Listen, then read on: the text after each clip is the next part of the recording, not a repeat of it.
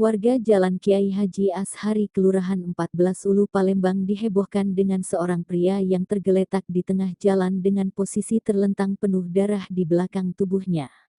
Belakangan diketahui pria tersebut bernama Vicky, 15, yang tinggal di daerah Kecamatan Kalidoni Palembang dan diduga menjadi korban tawuran Kamis tanggal 1 Juni tahun 2023. Saat ditemui di lokasi kejadian Ketua RT 18 Nilawati membenarkan bila korban tewas tergeletak di depan rumahnya. Dia tinggal di Kalidoni terlihat sudah terkapar dengan penuh darah. Jika dilihat korban sudah tidak ada nafas lagi kemudian saya telepon Polsek Seberang Ulu 2 Palembang, ujar Nilawati Ketua RT 18 kepada wartawan.